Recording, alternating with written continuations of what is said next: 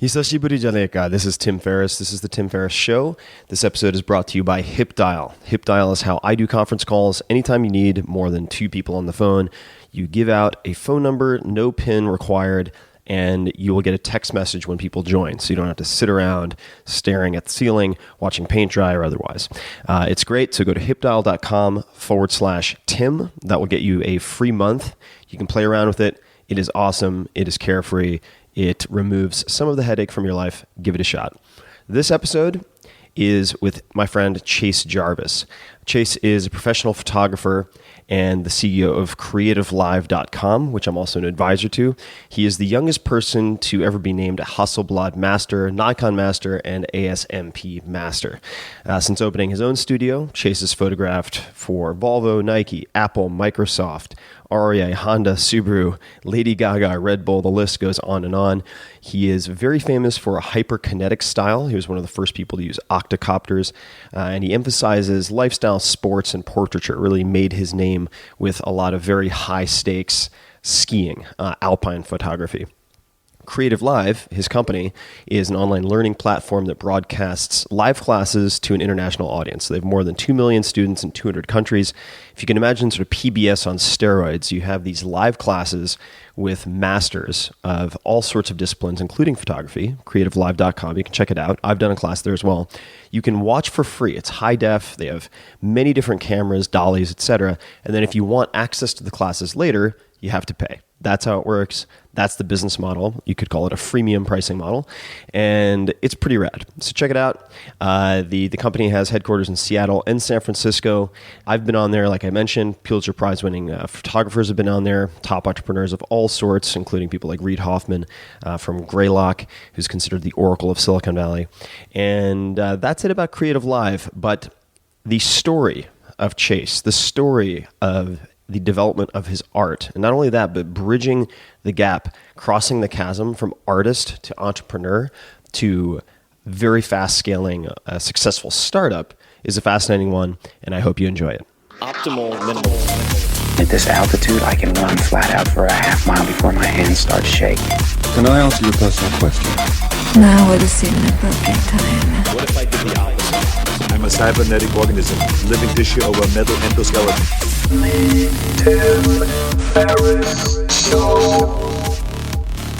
So, Mr. Jarvis. Yes, sir.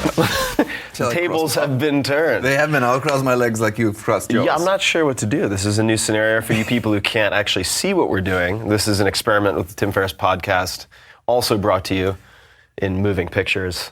Yes. And normally you don't videotape it, right? I normally, meaning the first two episodes, did not videotape it. And so I'm trying to sit somewhat like the host from Masterpiece Theater. I feel like that's appropriate given the professional setting. Why don't you tell us where we are? We are in a studio called Creative Live, which is a startup based here in San Francisco and in Seattle. I'm the co-founder with my good friend Craig Swanson, who's not here. And it is an education platform that connects the world's top experts in creative fields with a global audience all over the world. That's what global means. I was always wondering what that meant. So we first met how? I was trying to think of it today, and I couldn't piece it together. I don't know. Had to be a good number of years ago. Several. But we've had a lot of adventures We have together. had good adventures. Spent a lot of time OTK, lots of travel, always bumping into each other in airports. Around the world. But what I'd love you to perhaps do first is just give people the Chase overview. What's Chase?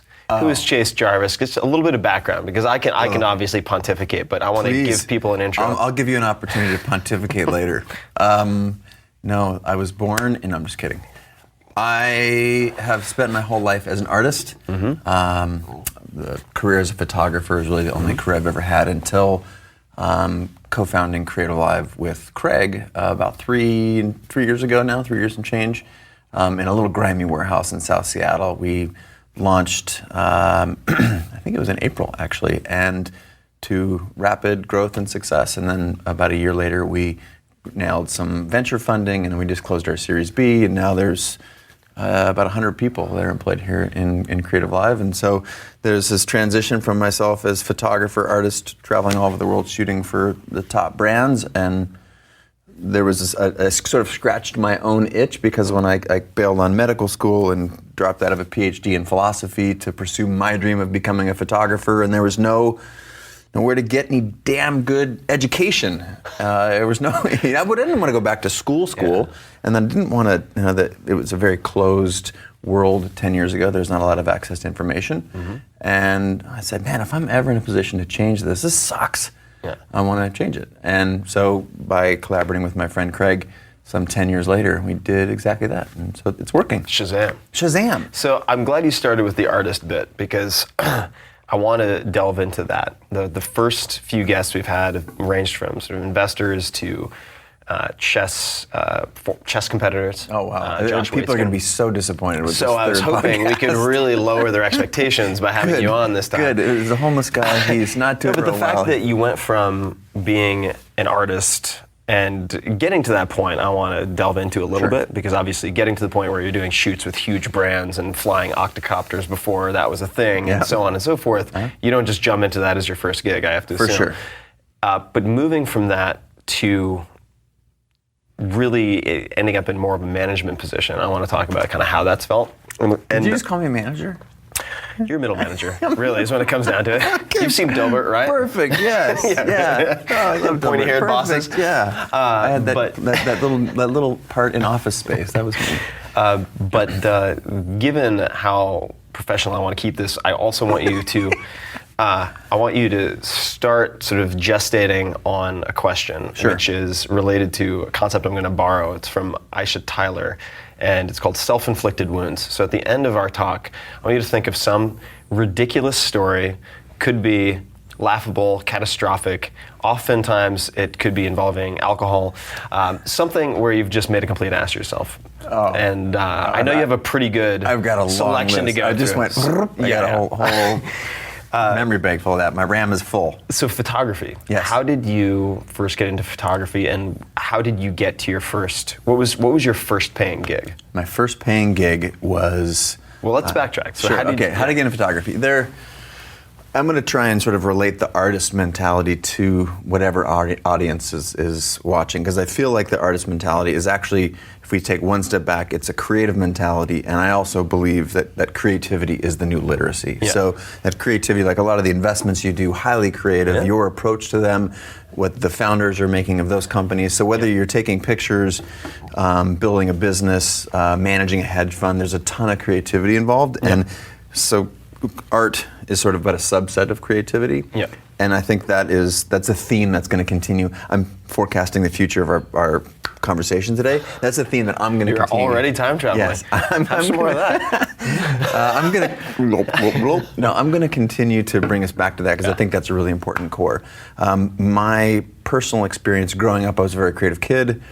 And yet being an artist as a kid was always like, oh, that kid's really creative. And where did you grow up? I grew up in Seattle. Okay. And I'm an only child because I was a little bastard. I don't know if I can say bastard. Scared him off? I did. Oh, come on. I don't know if I can say bastard. Coming from Long Island, Okay. I was hoping to drop F-bombs, but I'm seeing so it's all yours, self-conscious here with all these professional cameras. But my childhood was a very creative childhood. My parents gave me a block of wood. I'd go play in the backyard for hours. I sat at the adult table because there was no kids table. Just the solo kid table. Go sit in the corner. Basically. What did your parents do? My dad was a cop, and my mom was an executive assistant at a big biotech company called, actually they did Cialis. Oh. Yeah, they founded Cialis, and that was Explains sold. so much. Yeah, so she did okay on that one. So I came from a very middle class background, and there was a good work ethic, but the whole creative artist thing, I felt very creative, but I was also sort of in a jock's body, so I was good at sports, and I could never reconcile those two things as a kid. Soccer and football. Which were you better at? I had opportunities to play either in college. Jackson and both. I ended up playing soccer at San Diego State, which is a top 10 D1 school. Yeah. So it was a good way to go to college. But I had a hard time reconciling the artist and jock. They didn't go together, at least in my high school. You had to sort of be one or the other. And I sort of took the jock path because it could lead to school, and at least at that time, it was safer. Yeah, sure. And it was really in that sort of the punk skate, surf, punk scene in Southern California where I moved to go to college that I sort of was able to understand that those two things could coexist. Yeah. And actually that was a powerful combination. That's interesting. I never really thought of that. I mean, the surf culture is so pervasive there. Yeah, and surf, skate, and it was sort of a DIY ethic, hacker mentality. I think that's that was something that I definitely took away from Southern California after going to school down there. And photography was something that I had grown up being on the other side of the camera. At my college, I was the guy who would get interviewed after the soccer games on television and whatnot, because I was reasonably well associated with cameras. You were going to say handsome, weren't you? You know, dashing. Dashing. If you could only smell. I know, it smells really good. Off an airplane, it smelled terrible. Smell-o-vision. It smelled terrible. But photography was a really low barrier way, and I had grown up around pictures, and I remember a particular picture, the muddy soccer game that made me realize, oh my God, that's like a moment. It's never going to go away. And now that I have it sort of locked in a picture, maybe I can do that over and over again. But then that reality voice kicked in, this sort of like that voice. Part of the reason that Creative Live exists is because we have this, culturally there's this bias against, I don't want my kid to grow up being an artist because he's going to be homeless or a drug addict, or he's going to play music and starving artist. Yeah, I mean, those two go together. They do. They do. Like. And I'm not saying in reality, but in mass perception. Yeah, in culturally. Yeah. So I again sort of recoiled from that thought. So your first active photography was then in college? Immediately after college. My grandfather died on my college, like 2 days before my college graduation, which was terrible thing. Dropped dead of a heart attack. The silver lining in that was I got his cameras. I was gifted his cameras, and it sort of was a permission to go explore the world. So I threw him in a backpack and walked the earth for 7 months with my then girlfriend, now wife, Kate, who you know. After graduating? Yeah, and we just took, literally, my grandfather passed away. I got his cameras. He said, let's just go explore the world. And I want to learn to take pictures because I want to get in touch with this side that I've sort of been repressing. Yeah. And taught myself how to use a camera, and came back, was a ski bum in Steamboat, Colorado. Started taking pictures there. It was where I first sold pictures. And basically in Colorado? Taking pictures of what I was passionate about, which is hiking, climbing, fly fishing, basically extreme sports, skate, surf, that whole world that I'd grown up in. And I was very passionate about it, so it was easy to make connections in that community. And I had good pictures of fancy people that started being sold for lots of money. So wait, what? Hold on. So I mean, I find this is part of the fun for me, and the reason I wanted to start the podcast is because we've spent years hanging out, but normally you don't even hang know this out. about I don't know this stuff, and I want to dig into it because it's fun. But if I sit down, I'm like, let me ask you 70 questions for 2 hours. It's just weird, and it's like a CIA interrogation. But this is a good pretext. There was that one time. Sorry about the sodium pentothal. Mm-hmm. Yeah. But do you remember the first sale? Because, for instance, I do. I remember when I had my first sort of real business anything in college, teaching this accelerated learning seminar.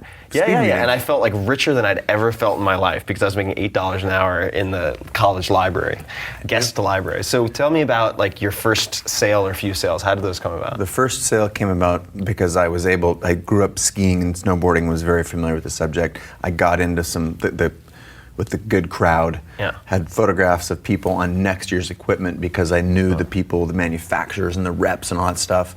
And if you have the right pictures of the right people and the right equipment, then the manufacturers come knocking for next year's stuff. So a manufacturer saw my work, got in touch and said, hey, we like this picture, and this picture. I ended up licensing, not selling outright, but licensing an image for $500 and a pair of skis. Nice. That was my first. That's a big first sale. And when I would think I was probably literally making $10 an hour at that time. And you're like, wait a minute, I just sold that for $500 after, from going skiing for a couple of days with my buddies. I'd like to replicate that. So what did I do? What worked? What didn't? And then I set on a Tim Ferriss learning experiment on how can I replicate this, and just started doing that over and over and up the ante every time. What were you doing for $10 an hour? I was tuning skis at the local ski stop right at the base of the mountain in Steamboat, Colorado. When Kate and I got back from Europe, we were totally broke, so we threw everything in a car, drove to Colorado, and we were just deferring education and life a little bit, and ended up having the time of our lives. Ironically, very, very well, better than most, about adventure and how that propels one's life. So. Yeah, you have some. I mean, if people want to get a taste of what are your favorite videos Obviously, the stuff with the octocopter did really well, which you can look at. You can look for on YouTube or anywhere else. But what if people want to get a taste of the international man of mystery who is Chase Jarvis? I have a pretty good YouTube channel. It's just YouTube/Chase Jarvis, and I think there's a couple hundred videos, and several of them with more than 1 million views. But mostly they're adventures all over the world, on pretty much every continent except for Antarctica. A lot of, you got to do something with your life, man. Exotic when are you going to make Antarctica happen? Oh, I know. My dad, he just stuck a stake in the ground and said, "I'm going to beat you to Antarctica." So I got to find a way to get there in the next 12 months. But there's a lot of adventure, and you can go to my YouTube channel or my website and see it. So, I mean, I think that a lot of people listening or watching probably hear this and they go, "Oh my God, like that's a dream scenario. I got to travel the world, probably had brands or clients pay for most or all of it." And you get paid very well on top of it. And you get paid very well on top of that. So how did you... helicopters and yachts, and it's really ridiculous, but it didn't start that way, I promise. Well, of course not. So a lot of people sort of enter the creative funnel, right? Mm-hmm. I would like to try to be a photographer, or I want to be a photographer, or fill in the blank, right? Sure. Painter, dancer, writer, and then you have all these different... You're blocking my shot there with your hand. This is... Oh yeah, no, I'm doing that on purpose because I don't want the awesomeness of your face to overwhelm people. And I know what I'm doing. I know, you're a professional. It's like... See if I can get my big Danish head right in the way. So, where was I? I was gonna... You're saying that ask a lot you a of question people and answer it myself. Funnel. Oh yes. So how did you end up? What do you think? What were the milestones or like inflection points or chance encounters that led you to the point where you're flying around in helicopters with top athletes paid by the top brands? Like, I mean, because I can point to a handful of things, right? With the 4-hour work week, like 2007 South by Southwest was one of the tipping Bloggers points. Lounge, you told me about that. Right, like Robert Scoble. Exactly, like I can identify these points. So what were some of those points for you? A couple of the key ones, actually taking the camera that my grandfather passed to me when he died and actually teaching myself the art in a very unencumbered sort of way where there was a lot of freedom to make mistakes, freedom to learn, and a reliance on yourself. So to me, that's a great way to learn, and to learn from others in a not dissimilar to Creative Live, how the world's best. Like I would meet up with people all over the world and just connect with them around photography. So the learning phase, there was a lot of opportunity for exploration and making mistakes, and there wasn't a lot of stakes early on, but as soon as I decided that I wanted to do that, I threw myself into a lot of stakes, like I know I want to do this professionally, how can I do it? Move to Steamboat, meet the right people, and then there is instantly stakes. I know that's a big thing for you with increasing the stakes, so it can accelerate learning. So the camera and having a little freedom to explore and play. Basically, like get familiar in a way where there's not pressure. Then I put myself in a little bit of a pressure cooker by saying, and I didn't really declare it. I said, like I declared it to myself, but not overtly. I said, I'm going to try and do this. Being in a community, like putting yourself at the heart of where that stuff is happening. Right. If you want to do a startup, it's much easier in Silicon Valley than it is in Detroit, for example. So I did the equivalent of move to I wanted to shoot skiing and snowboarding, so I went to a hardcore ski town. That was a big catapult. And then another inflection point was when I was setting my prices, not necessarily for the very first sale or the second sale, but when I realized that, wait a minute, once you are great at your craft, everything else is vision. And the ability to execute. So let's put execute and craft in the same bucket, and then everything else is vision. And I think whether we're talking about how to hack the system from inside a big company, or how to hack the system from an entrepreneurial standpoint or an artist standpoint, the way that I hacked the system was my first hired like day rate or gig was at several $1,000s a day. So I pushed myself to a level that was incredibly uncomfortable and required myself to deliver at the highest level, and I charged accordingly because I had done the work, done the research, and knew what the top guys and gals were getting, and I put myself in that caliber right away. Did they accept it off the bat, or do you have to negotiate for it? I mean, did you have some guy who's like, wait a second, kid, like I know that so-and-so, the Michael Jordan of ski photography is charging X, but all due respect, like this is your first big gig or second big gig. I mean, how did you Or did you just I ask had- and you were surprised they said yes? I had a body of work Yeah. that I hadn't actually done a lot with commercially. Yeah. So I felt like the quality, and I was comparing my work to the work that I saw in the marketplace honestly, and I was Yeah. getting like peer reviews and whatnot, and I knew that I had talent. Yeah. But it really came to the boldness of where do I want to put myself in the marketplace. I'd rather have my first sale be here and not have anything down Set there. the Because high if you're the watermark. $400 dude, Oh yeah, then you have to Yeah. claw your way up and to when anything more. and that whole idea that when we get some more budget, we'll call you if you just do it for $400. No, they don't call the $400 dude. They call the $4,000 dude when they have a $4,000 budget. Yeah. So the first, and I wasn't bluffing. I knew that I could do the work, but I said, I think I said it was $2,500 a day, $2,500 a day. And they said, okay, well, it's a 6-day shoot. So I was like, in my head, I'm shitting myself and doing the math. And it's more than I made last year, and I'm going to make it last, next week. And they said, okay, that sounds fine. We might need to add an extra day. You're like, let me check my schedule. Yeah, and literally, so there was okay, I'll get back to you on that. I'm gonna go, throw up in the bathroom. But again, there were some stakes there. I knew that I could do the job. Yeah. But I also, I feel like I had an understanding of the marketplace and where it was an indicator of where I wanted to go as well. I knew I wanted to be at a top price point, and I wanted to do less work, but do high-end stuff. And again, I don't want to pretend that I didn't do a shitload. This is like a 10-year overnight success program here. Like I was working in the trenches day in and day out, everything. I was eating, breathing, sleeping photography. But when I was able to start to sort of monetize my craft, I did so at a very high price point. And little note, if someone ever says yes that quickly, you didn't ask for enough. Of course. So what happens? That's why the good negotiators, even if they want to say yes quickly, they'll push a little bit so that you feel better about the deal when it's done. And that's exactly, I did some iteration of that, and I took a day to get back to him. And I knew that because she said yes so quickly, that the next time, if I was dealing with someone who was at a commensurate level of experience across the table for me, that and if I could do a great job on this job, that I could ask for more. You're talking about your wife or photography? You just leave Kate out of this. She will flip you like a cheese omelet. I know you lifting. I can see you've been working on the biceps. The Tim Ferriss experiments got you. 2 ostriches a day. That's my quota, at least.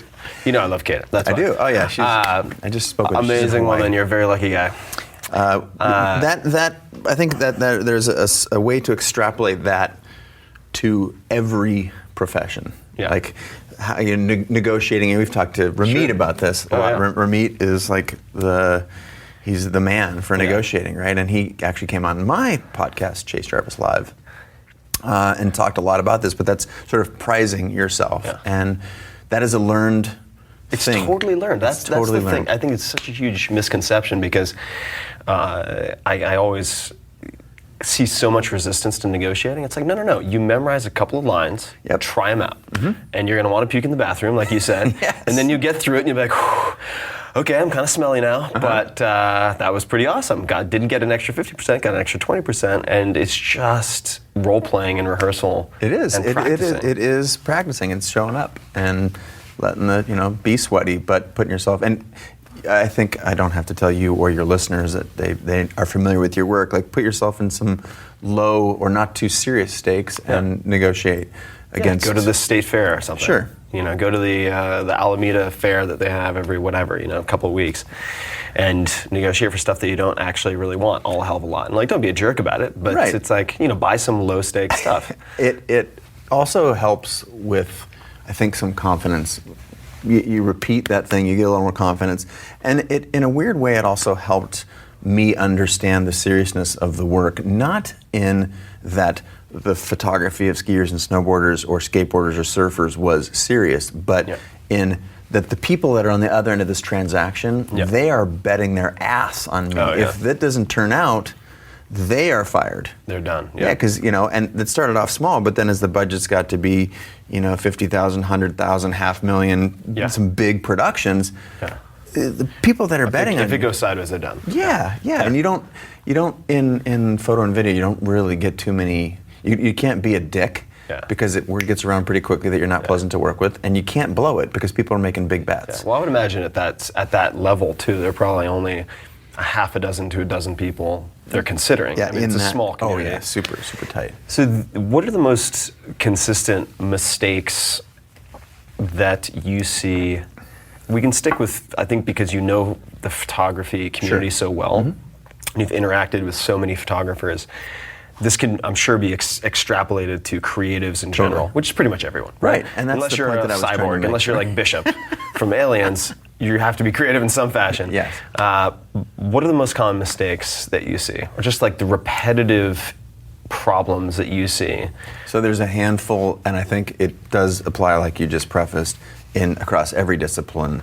The being great at your craft is a requirement. Yeah, yeah. And I wouldn't suggest that you don't try and get work or hustle or do all those other things while you're coming up, because that's a part of the game, and that's, Gary Vee is a big advocate for hustling, and so you got to hustle your whole way, but being great at your craft actually matters. Yeah.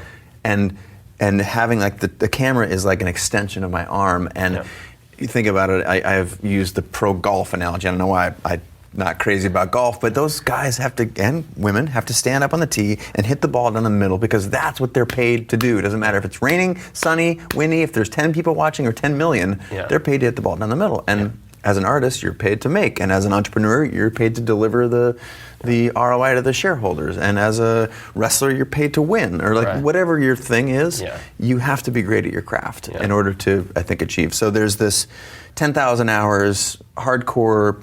The folks that I think are great, whether they're hacking the system and doing it in 10 hours or 10,000, that is, I think people want to skip that step. Yeah, I get, for every email that I get about the craft of writing, I get 1,000 about how to market books. And I'm just like, hold on, the ratio is all wrong. Yep. So no, I would agree with that. And so that gets overlooked. Like, I just want to be this awesome fashion photographer and hang out with like awesome, beautiful people in crazy locations, and it's like, dude, you got to be like, actually pick up a camera and get good at that shit first, and then you might be able to do, all the glamorous. The second part. So I think that's a common mistake. The second one is that I think there's a belief that people who are successful, either they can sell themselves really well and they're natural at it. Like, I was a natural hard worker, but not a gifted like positioner and seller, and that was all learned in the same way that some of the stuff we talked about earlier was learned. The art of negotiation, the art of positioning yourself in the marketplace, of telling your story. That is not, at least it wasn't innate for me. And I had to learn that. So there's another belief that, if you have talent, then you just are successful, which is a total crock of horseshit. It's total bullshit. Ryan Holiday talks a lot about this. You have to like. What is it? It's someone else's quote, but it's like, there's nothing more common than, what is it, the unsuccessful man with talent or something like that. Yeah, it's just they're tired for sure, because there's so many of them. That idea of once you make something that if it's great, it will just be discovered is totally fiction. Yeah.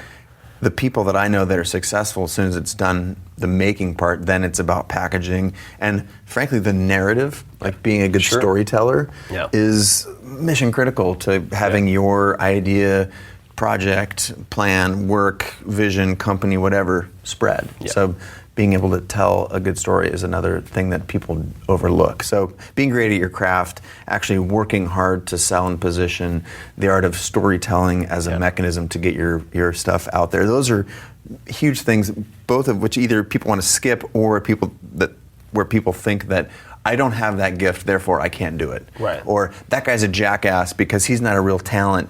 He's actually just as great at selling himself. Yeah. But what actually matters is that person over there is doing the shit that you're not doing. They are. They're a New York Times bestselling author. So Tim got up, sat down at his computer, wrote every day until he had an 8,000 page book, and then narrowed it down to 400 pages, and then sold 1 million copies. Like, you just stop that 8,000 page stuff. Oh my God! I think killer. You had a backpack full of like. I was like, are those actual pages that are in there? Oh my God! So on those 2 points, then, what aside from obviously this tool that you've helped create, which is Creative Live, and you guys just particularly in photography in a lot of those areas. You just Photo design, just dominate. Yeah, we're killing it in audio right now. And it's too. been fun to watch, as obviously an advisor and Yeah. investor with the company, just from the nascent stages to see this thing explode.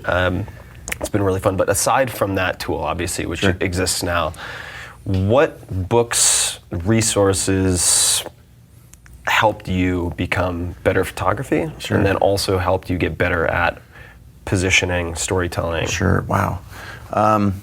Don't have to be books, but just Okay, like tools so- that people might be able to use. Yeah, tools. A little bit of this is going to be a date myself idea here, but when This not is date yourself already a as in date. Going, I know, it's a mandate. It's a 2-hour mandate. Mandate not as in a thing that you have to do, but I as in two understand. men getting together. At first, it was the library. Literally, it was books like how to negotiate photography. Even the idea of licensing an image so Yeah. you maintain the intellectual property Yeah. instead of selling it. So there was some early stuff way back in the 90s. Yeah. As soon as I realized that I was good at the craft, and that was developed primarily through repetition and feedback loops that I cultivated and created on my own. It was learning about sort of the business side of it.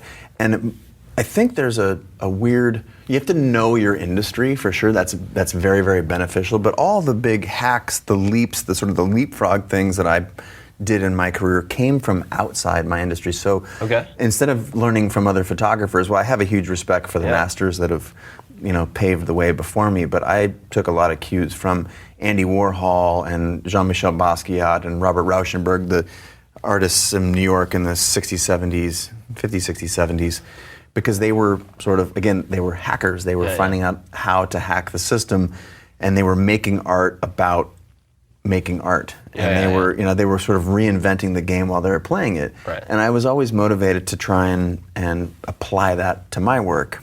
And not so literally, instead of taking in the way of taking a picture of a picture, like that would be too literal. The meta thing was fine, but I'm talking about how do you differentiate yourself in the marketplace? Yeah. If I look across and everyone else is doing this, Yeah. how do you zig when everyone else is zagging? Right. As opposed to trying to get better at zigging. Yeah. Yeah. Yeah. Be different, not better. Right. I mean, again, we've already agreed that the work has to be good. You have to be a good writer before you sell 1 million books. That's just fact. Yeah.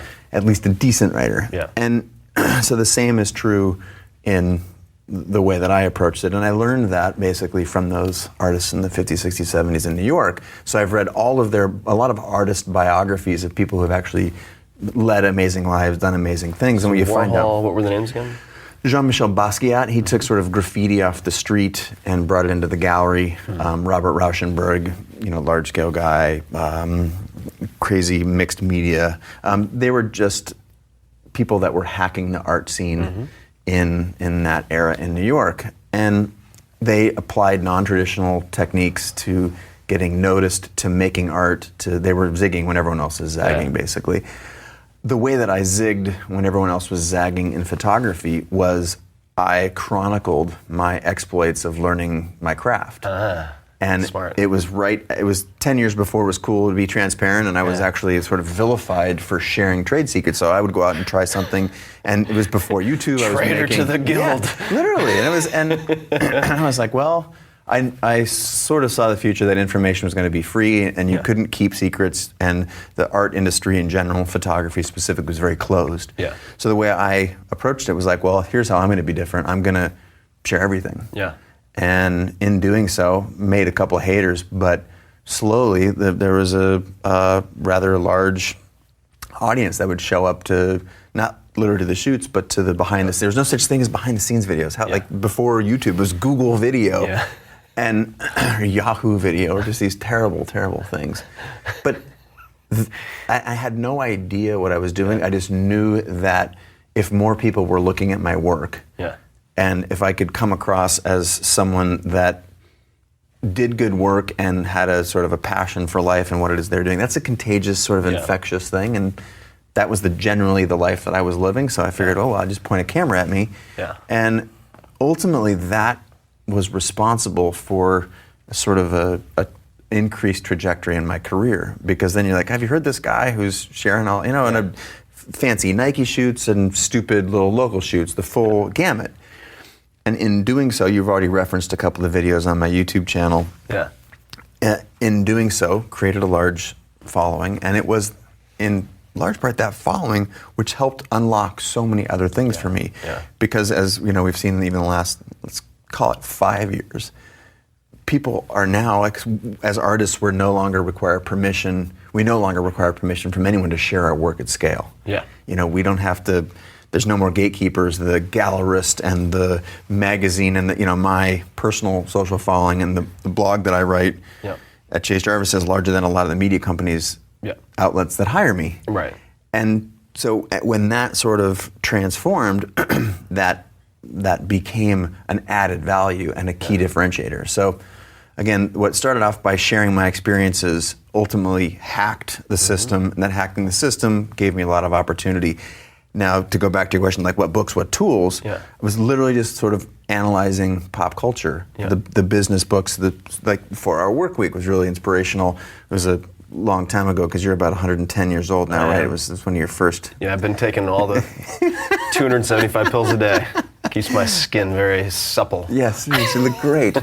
But again, taking inspiration and ideas from other genres. So instead of reading like how to be a better photographer, it was like, digital new media books. It was business books from guys like Guy Kawasaki and Tim Ferriss, and like literally hacker books and avant-garde artist books that talked about not getting attention for the sake of attention, but how to create transformative art. Yeah. What do you do? Like, where do you go? What do you think about? What kind of permissions do you give yourself? So, I think that looking outside of the usual suspects and one's own industry is so undervalued, and it's massive. So easy. Yeah. It's incredible how many things I've been able to personally pull from, say, I read sort of a biography or business history of Absolute, like the brand, everything. And I also read about Sky.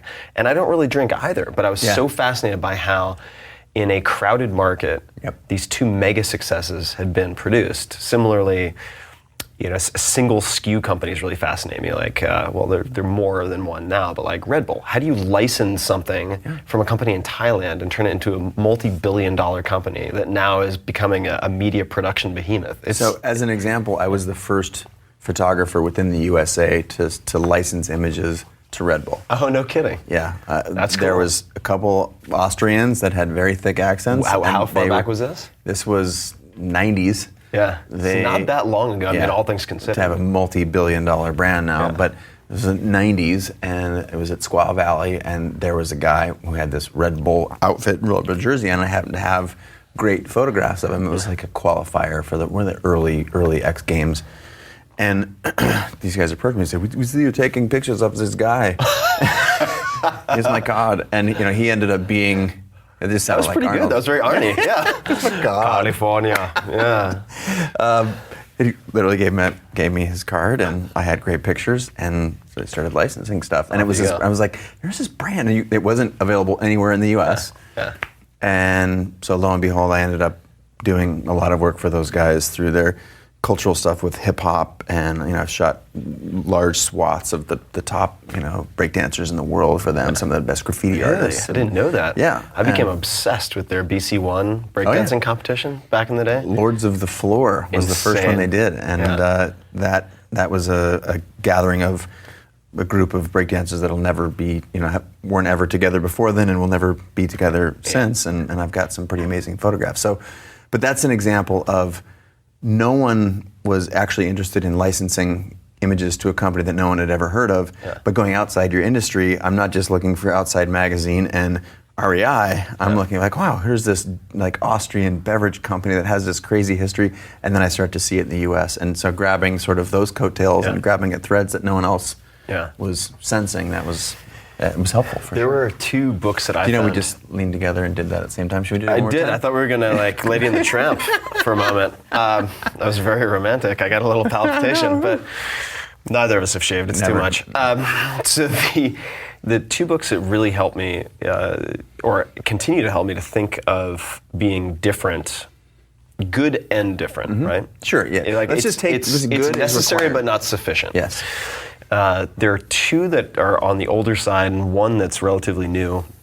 The 22 Immutable Laws of Marketing. Yep. Really short read. Super short. That book's like super that big, short, right? and just gives fantastic examples of how, say, like Amstel Light becomes the only light imported beer. Boom, like defines a category, owns it, Yep. right?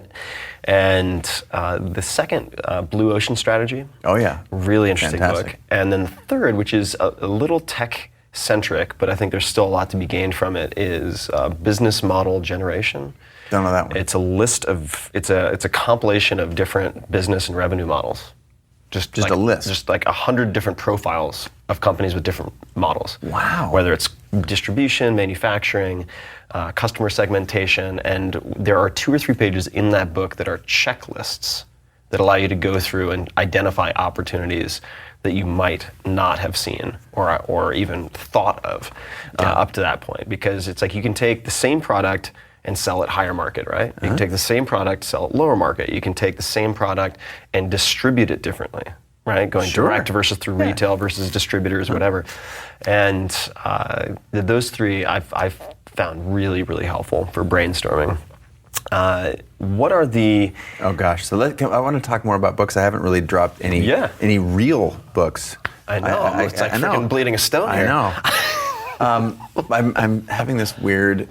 let's talk a little bit more current rather than sort of like way historical. Yeah. Like what 22 Immutable Laws of Marketing is like a classic. Yeah. That's way back. I feel heavily influenced by, I mean, we have a similar circle of friends, books that you have written, books that Gary Vee has written, Ryan Holiday with Trust Me, I'm Lying, How to Understand the Media. Yeah. You know, Gary has been pounding his chest for a long time about all the stuff that he pounds his chest on besides the Jets. But again, I look at those things, I mean, For those of you who don't know Gary Vee, that's Vaynerchuk. Vaynerchuk. Yes, Vaynerchuk. His most recent book, Jab, Jab, Jab, Right Hook. Guys like Austin Kleon wrote books called Steal Like an Artist. His most recent one that just came out, Share Your Work. All that. I haven't seen that one. Steal Like an Artist is a fast read, good book. Super small, fast read, and it's the premise on that book is basically if you steal from one person, that's stealing. If you I took your idea, the 4-hour bike ride or whatever. It's not really that original, but get in line. Yeah, the 100 Facebook ads. I know. I've seen your face. The next day to of those reckoning Facebook is coming. ads. I assure you. But like drawing something from all of the people who you respect and appreciate and admire, that's called research. Yeah. And Picasso's, good artists borrow, great artists steal. There's a million quotes out there. And it's just a book about inspiration. It gives you some courage to sort of hack the system, to remix and reuse, and everything that's out there has been done. And it's just how can we sort of undone or redo what's already out there, chunk it up into new pieces. So those are some more contemporary ones that, again, very much outside photography.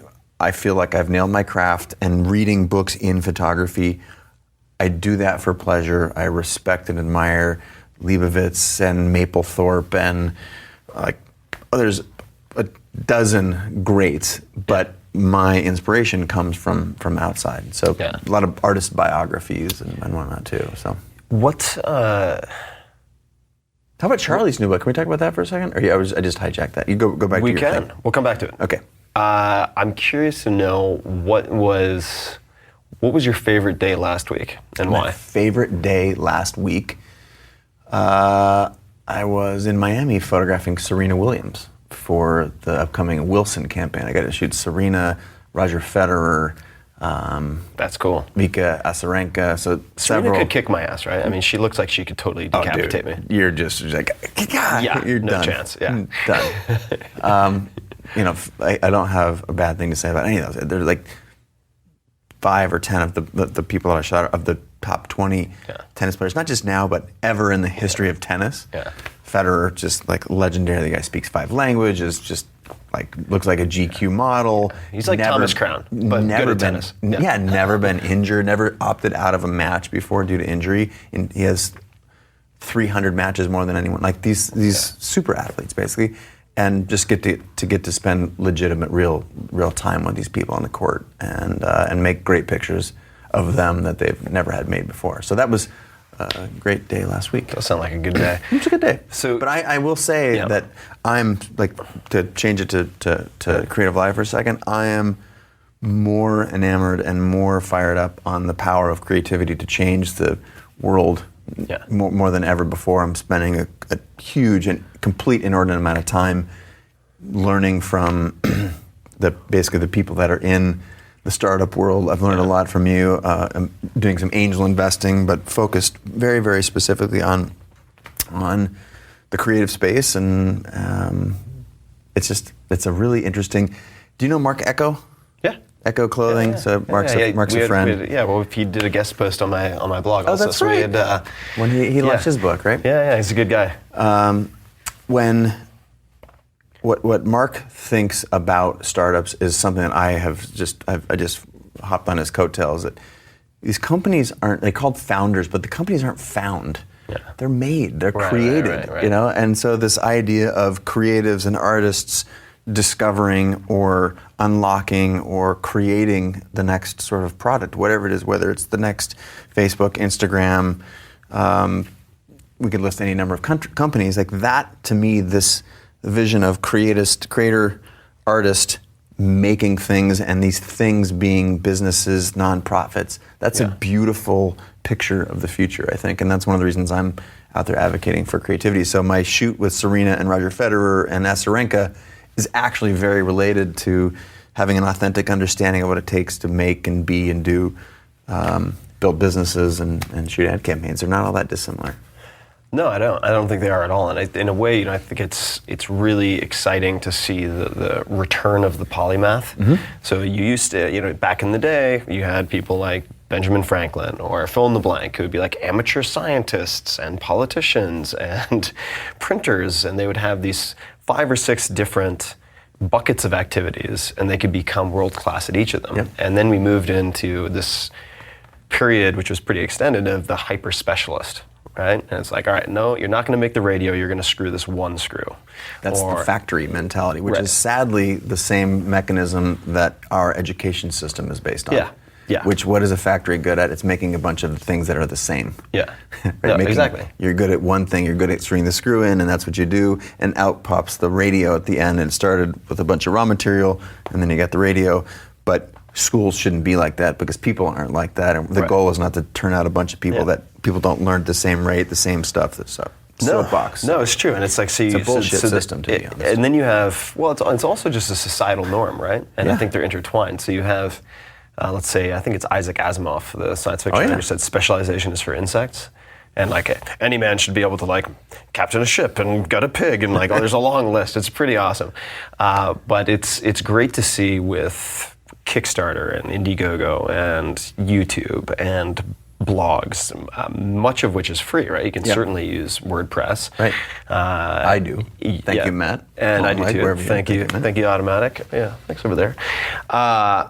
And it's incredible how it is now permissible to become the equivalent of what Ben Franklin was. I was told my whole career you have to specialize. And I specialized in pursuing the things that are interesting. I talked a lot about action sports, but then I also talked about fashion, and I talked about breakdancing, and I talked about all kinds of different cultural stuff. I've made TV shows, shot commercials, done ad campaigns, created startups, did the first iPhone app that shared images to social networks, and these are, I historically would have been called a dilettante. Yeah. But to be able to touch all these things and find out that they ultimately inform one another and they made at least my contribution to Creative Live, like possible. Yeah, well, I think perhaps the disconnect, it seems, is that back in the day, let's just call it the 80s. The 80s. Back in the 80s, back when we all had mullets and were happy about it. I was more of a rat tail man myself, but nice. It was handsome. It was a dashing look. Braid it? Did you braid it? No. I didn't braid it. I just went ruffian, roughneck. So I was a townie, man. Townie. I know. You got to make it. You got to work with what you got. So what I was going to say is, I think historically people have thought of specialization as a necessary evil because if you spread yourself too thin and do 6 different things, each of those requires like 4 years of internship, however many years of schooling, because the information wasn't freely available. all of these were closed silos, like photography was not too long ago, right? Just a decade ago. And you're able to become very well known very quickly by being open with your knowledge. And I think what's underestimated is how quickly you can actually delve into a subject, and if you have some modicum of intelligence and diligence, you can become, if you have any predisposition towards it, if you choose your sources good, you can become pretty damn good very quickly, right? So if you want to learn how to run a nonprofit, if it were 30 years ago, where are you going to go? How are you going to figure it out?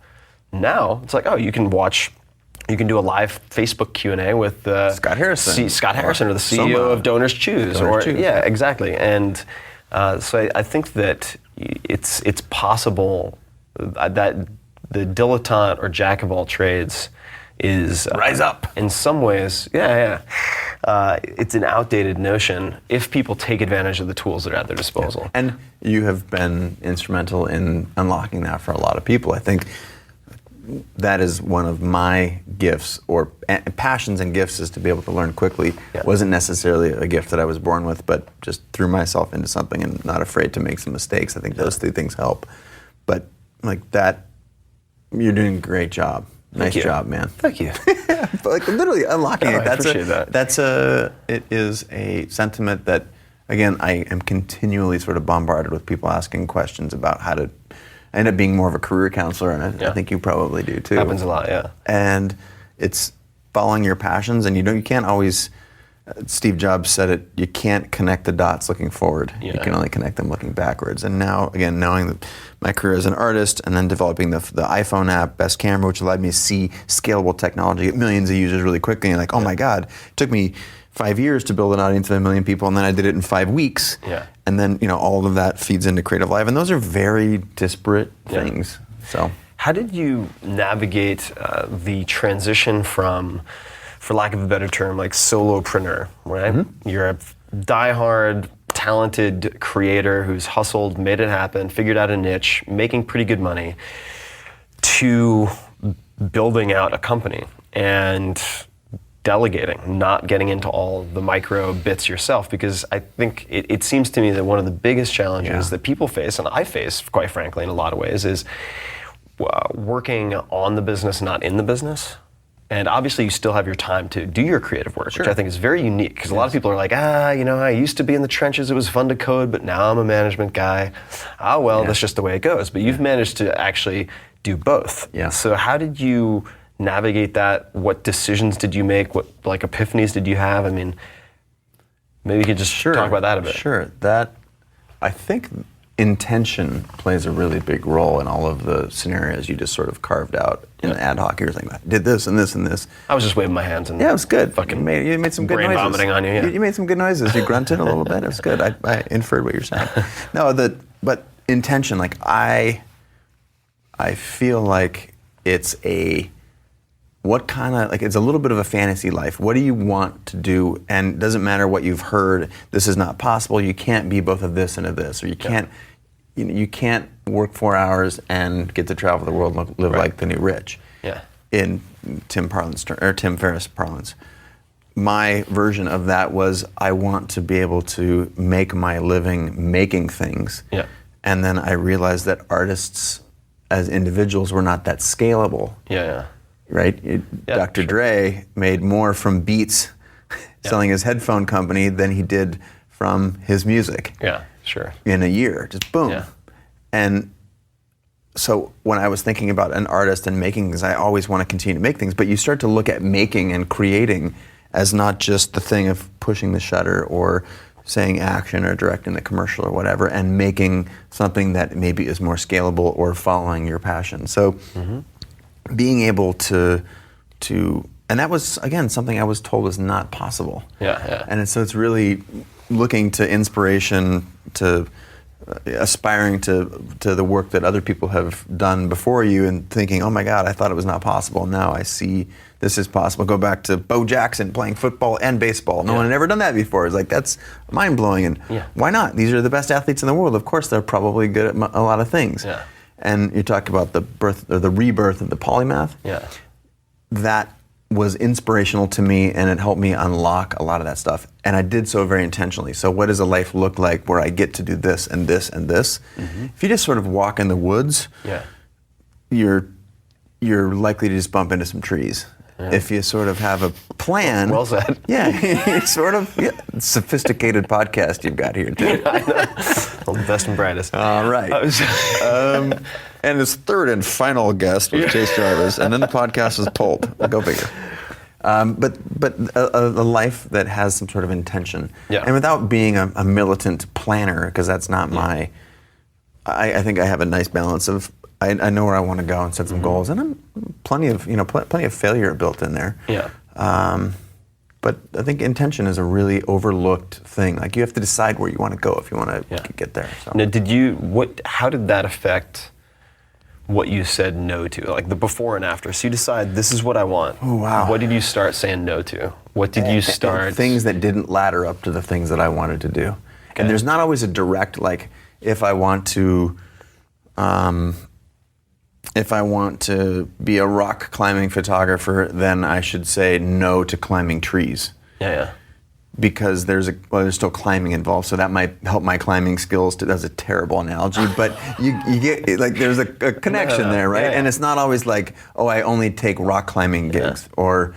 Do you remember any gigs or clients that you said no to or fired that were kind of milestones? I mean, not necessarily by name, but sure. Like I won't name them, but.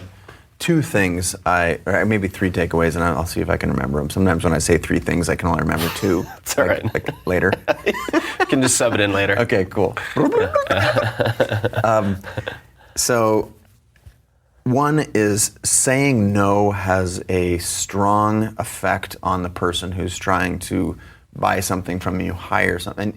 And I absolutely frown on being a dick. Yeah. There's no reason to be a dick. Yeah. Almost ever in the world, there's no reason to be a dick. So if I'm turning down work, it's like, thank you so much for thinking of me. It's just not in line with the work I'm doing right now, or the budgets aren't quite in line, or my schedule is like whatever.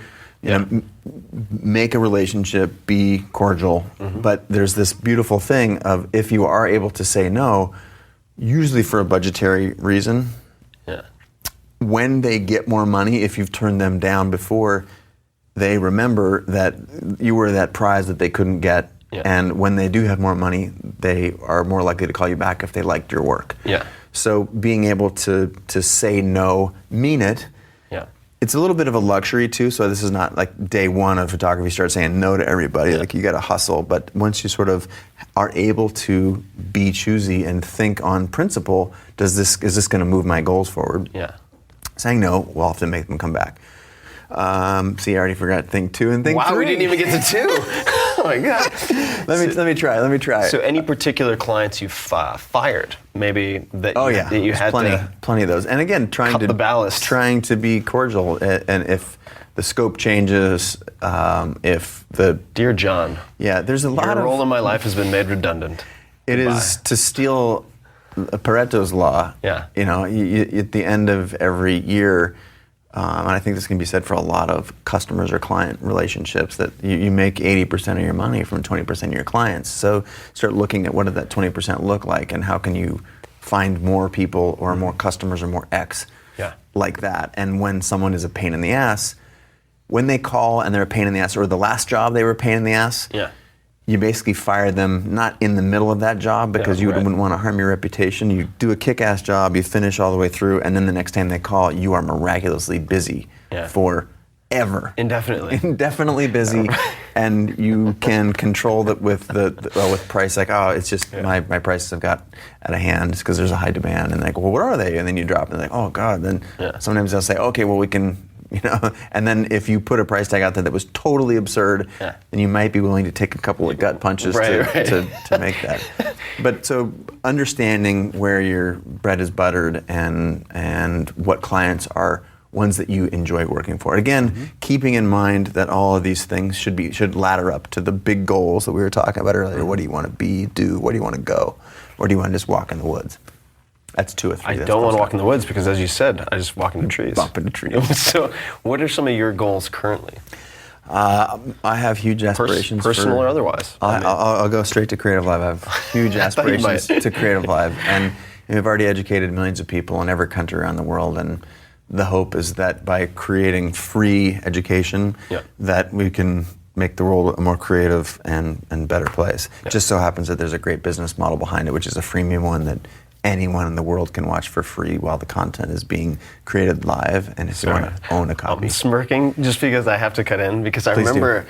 I was so curious at one point, and obviously I've sort of been along for the ride for Sure. a while, and there are a lot Launched of... the 4 Hour Chef on Creative Live. Did indeed, and I think the quality, just the background that you have in production, and the people you've hired bring a level of professionalism to the production that is broadcast quality with multiple cameras. You've got dollies, you've got stuff on lines. It's. You were going to record this with an iPhone. There's and we've always. got I was going to record 3 this with an 8-track, and then I'm glad you vetoed me.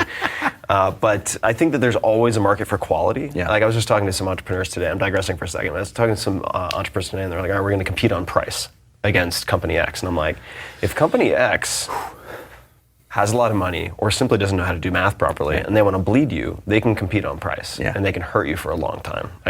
But there's always a market for highest quality. Yeah, Always. huge kudos to the team that produces this podcast for one, but all of the work. And This there's been a episode ton of this podcast. Yes, unless I'm going to get a call from you afterwards, like, boy, that studio just worked out really good. I got another one next week. We want someone who's nice and smart and dashing, though, so you won't be asked back. That being said, there's a passion for quality here for sure, and a passion for education. So that I have big goals there. What I was smirking about, if I could just tell a funny story. Please keep smirking, keep telling a story. No, because I remember when we were first, when you were telling me about Creative Live, and then I heard you telling somebody else, and generally you'd be like, it doesn't matter if you're a techie in San Francisco or if you're that 12-year-old boy in Malaysia, and I heard that a couple times. I'm like, I want to meet this 12-year-old in Malaysia.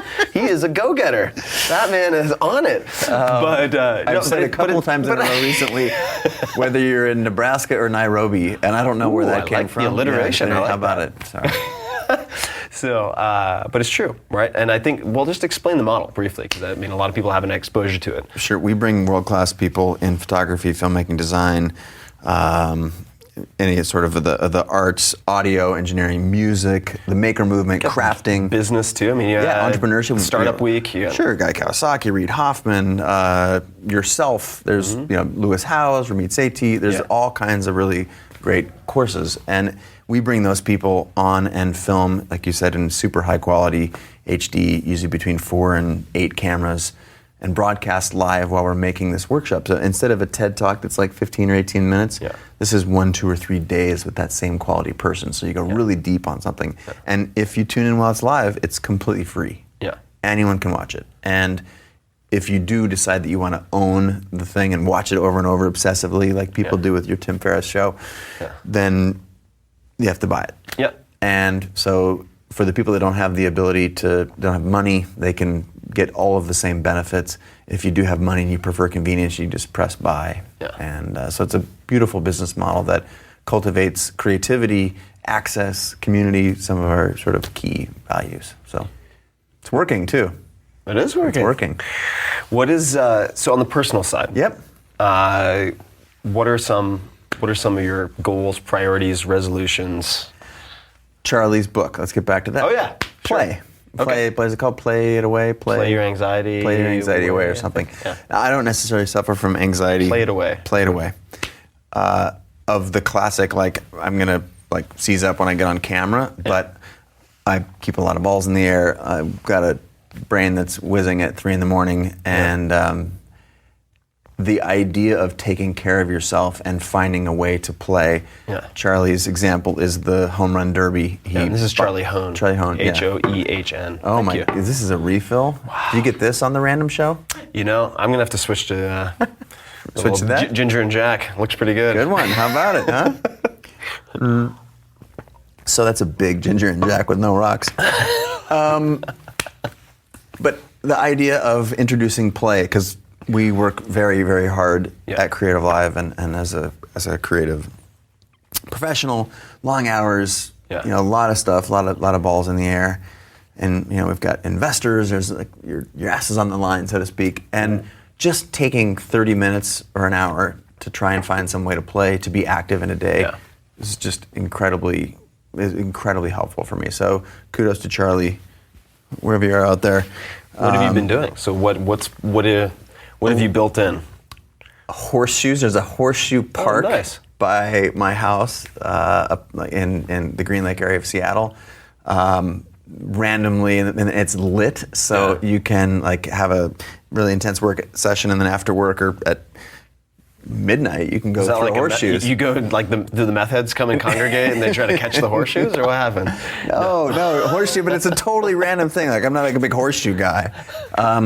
See, I was thinking that guy looks like he throws a mean horseshoe. I'm seeing, Kelly Starrett, good friend of ours, I'll say.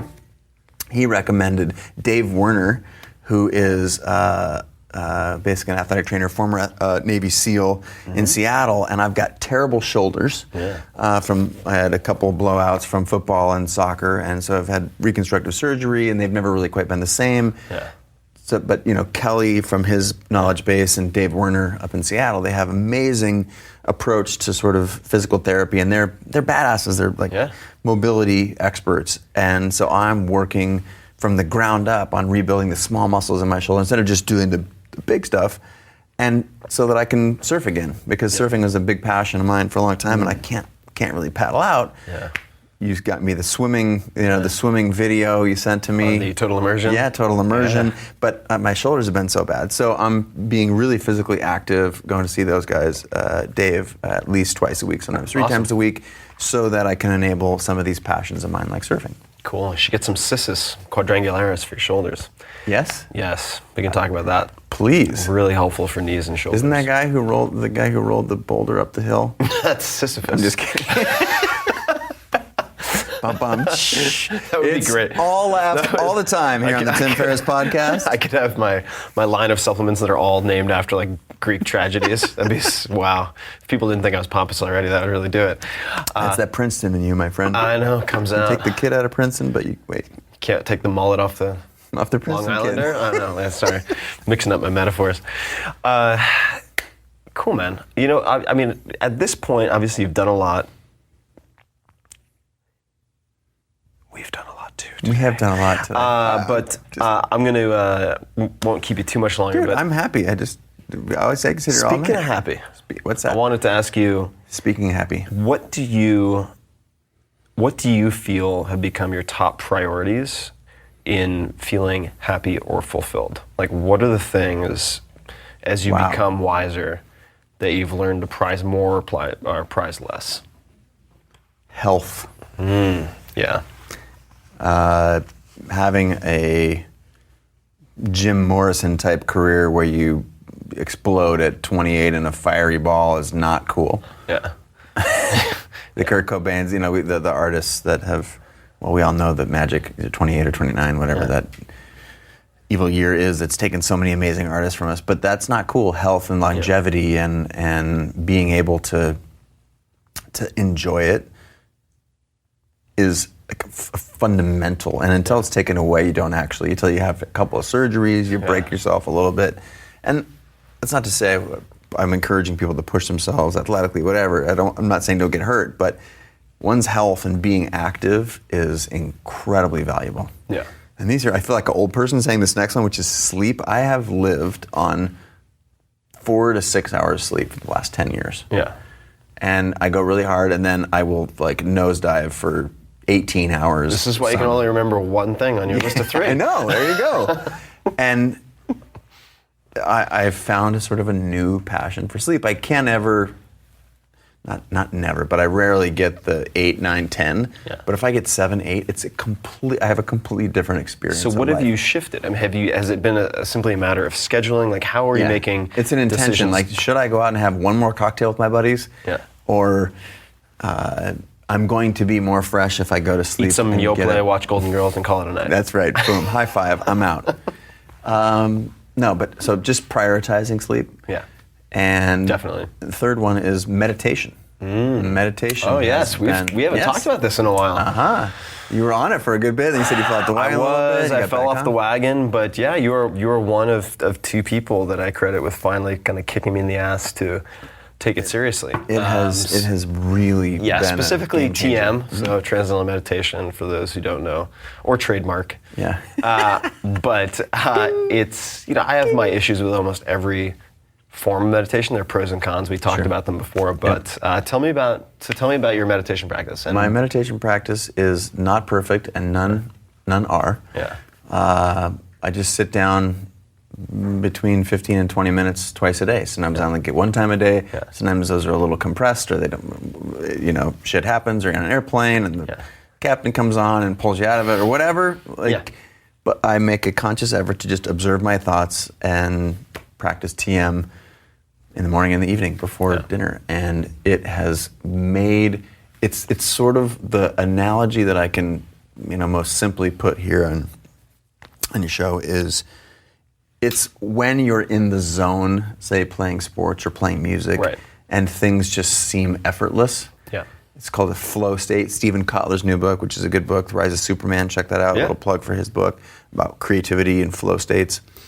But that sense of flow, it's when things sort of happen in slow motion. Now, you're not literally talking in slow motion, but you have the same clarity as if you're going through life and everything's happening in slow motion. Instead of that, I'm hyper-caffeinated, my boss is... I'm agitated, I'm reactive, I'm dodging bullets. Instead, you're just like I'm driving the bus here, and we're going to go here, and then I'm going to do this. And there's just certain clarity that... and it's like magic. It's really weird. And there's another thing, I don't know if you felt this, Tim, but it sort of aggregates. So you get good benefit from 1, 2, 3, 4, and then when you're on a roll, there's this sort of exponential, there's a little overdrive that it's like, oh my gosh, I feel like I'm just floating. Yeah, I can't explain it either, but for me, and just for those people who might be thinking like I did for my entire life, like, bullshit. No, just like, I don't want people oming me and frickin', all this, chakra, whatever, like I'm not into it. Yeah. Especially living in San Francisco, I've developed sort of an allergy to like sanctimonious, and I've been to Burning Man, but like sanctimonious burner types who like want to lecture me about chakras. I'm just like, honestly, please, I can't handle another minute of this. So I've had this aversion to meditation, but when it's very sort of non-dogmatic, where it's just like, look, you're not trying to control anything, you're not trying to think of a candle flame, like just observe your thoughts and be okay with them, and sit with good posture for this period of time. That's it. And even if you think it's a shitty job and you're like running through your to-do list or thinking about the stock market, that's okay. Just make it part of your routine.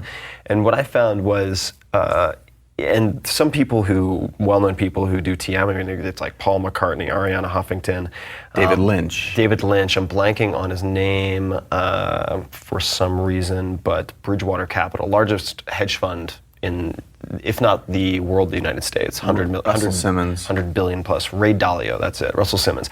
So the list is I think like Howard Stern. I mean, it's the list is pretty crazy. Amazing. Yeah, Seinfeld. And the physiological or psychological effects are so fascinating, like you said, because you'll do it for a couple days and you're like, man, like, okay, whatever. And then you hit this, like, you hit this sort of inflection point where suddenly you just drop from like 200 RPMs to 150. And you're like, whoa, okay, this is different. And then the whole week you're kind of zenned out. And then after, say, a 4-week period, and I did my first retreat a few months ago before I volunteered for the masochism that is television production. I can just hit you with a stick for a couple weeks. If you could just if you could put a nail through it first, that'd be great. But really had this tremendous effect on me that oddly enough, and maybe this is getting too out there for some people, but very similar to my experiences post relatively high dose hallucinogens. This like extended period of calm, grace, and ease in decision making. Like uncluttered, like you closed every browser on your computer and turned off the antivirus and rebooted the whole thing. That type of feeling. So I did fall off the train. Question for you, because I find the morning session I usually find pretty easy. Afternoon is hard. I'm right now thinking of, okay, I got to go from here to the thing, and when am I going to get my thing in? Like, shit. Yeah, sometimes I'll try to do it in a car, like Uber or whatever.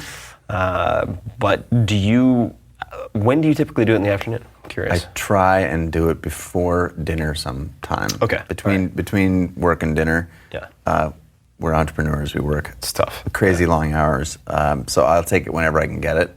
And it's usually a little bit more a little bit less gracious than my morning one. Like you said, it's sort of like morning is like it's your time, you carve out 20 minutes. So my afternoon one is often a little bit more piecemeal. But again, it's the act. I try not to judge the practice. The practice is the practice. Yeah. So are you, when you meditate, are you sitting cross-legged? Are you sitting with your feet I try and sit in a comfortable chair, flat on the floor, hands on my lap. Yeah. Okay. And there's a mantra that if you learn sort of TM, you're given a mantra and say that word over and over. And if some thoughts come in, they're like, oh, there's those thoughts, bye.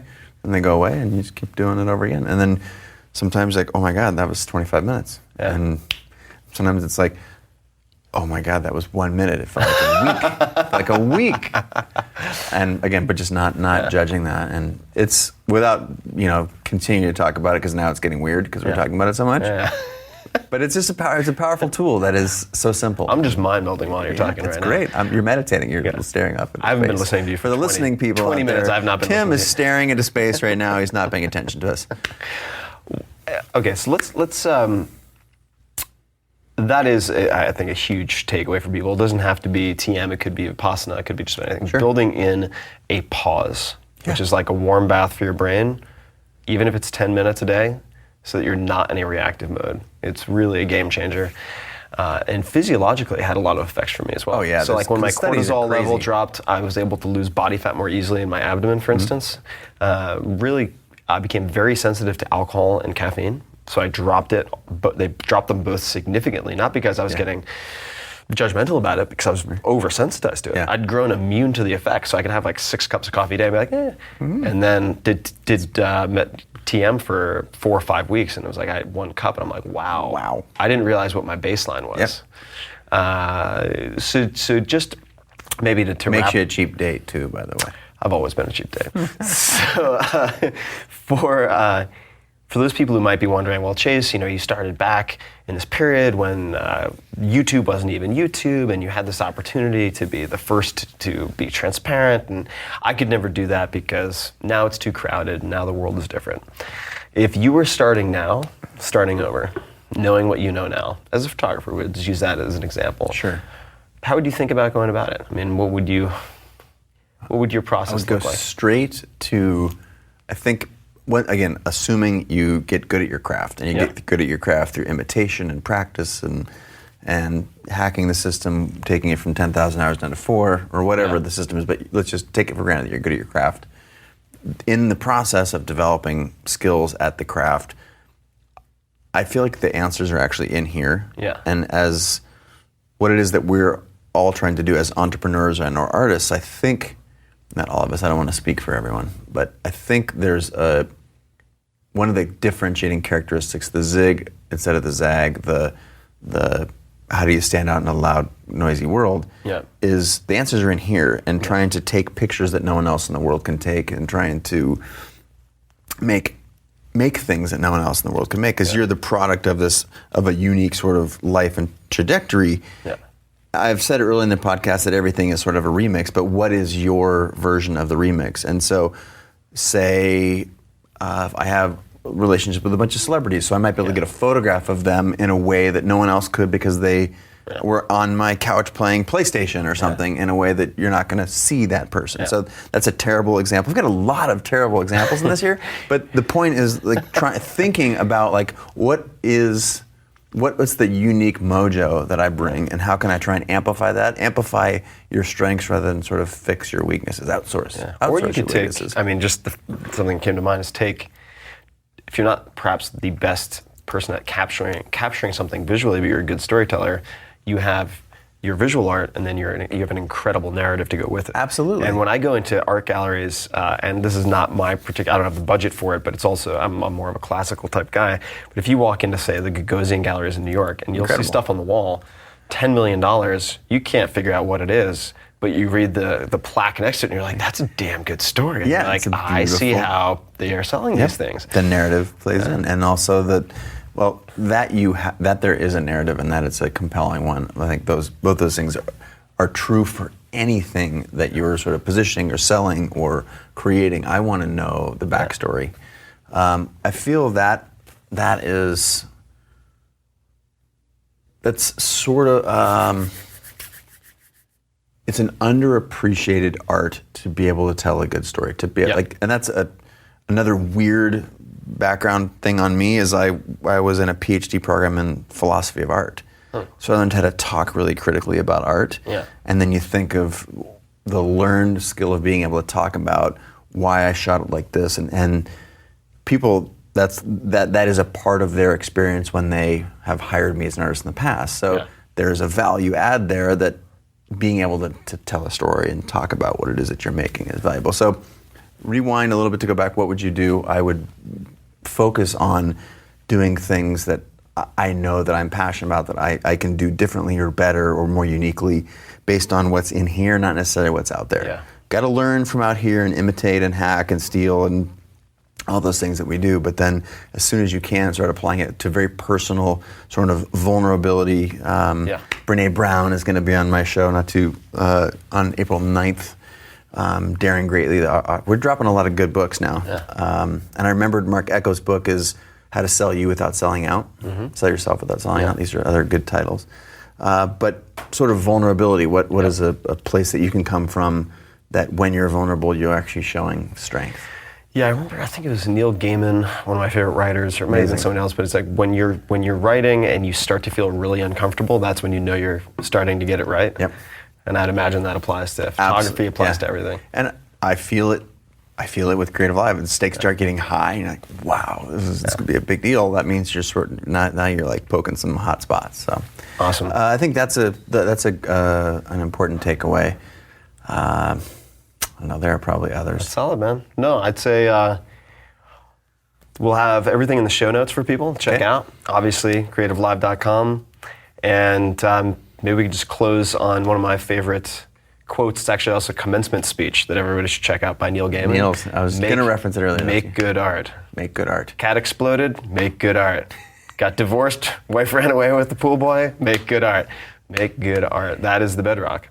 That is. And you don't want to end the podcast quite yet because you said you were going to come back to a horrifying story that I had experienced. Oh my God, you're totally right. I'm glad you saved me from that embarrassing call out. You asked me to save you in your text to me. I said, what do I need to do for prep? You said, nothing. Just save me if I need saving. I said, be your charming and unshaven self. And secondly, if I fuck up the conversation, you need to save it. So thank you. No problem. Well done. Professional saver.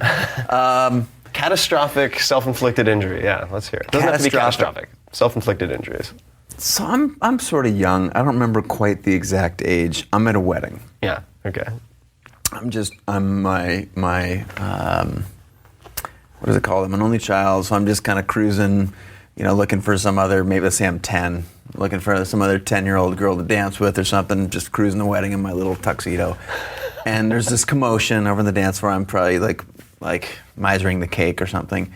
There's a commotion on the dance floor. I'm like, what's going on over there? And I see there's this group of brides, and then there's a group of women. Yeah, or women, yeah. And then there's the bride at the front, and she has this flowers, and she's doing this thing. She's like, she's going like, 1, 2. It's a gigantic wedding, and I'm in the wings. See if you can follow me in here. And I'm like, oh, she's gonna throw that flower, and then I come just banking around the corner on full speed sprint.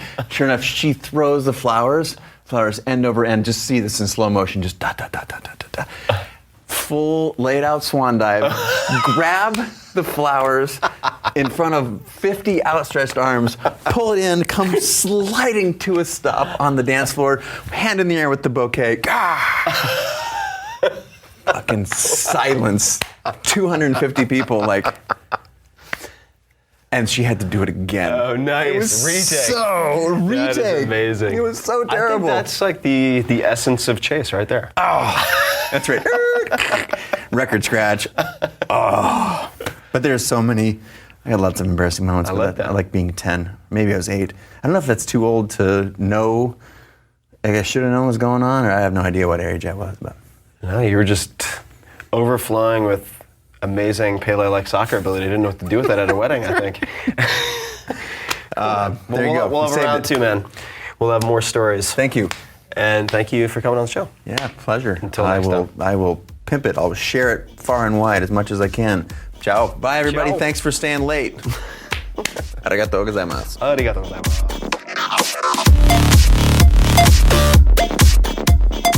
If you want more of The Tim Ferriss Show, you can subscribe to the podcast on iTunes or go to 4hourblog.com, FOURHOURBLOG.com, where you'll find an award-winning blog, tons of audio and video interview stories with people like Warren Buffett and Mike Shinoda from Linkin Park, the books, plus much, much more. Follow Tim on Twitter. It's twitter.com/tferriss. That's TFERRISS. or on Facebook at facebook.com/Tim Ferriss. Until next time, thanks for listening.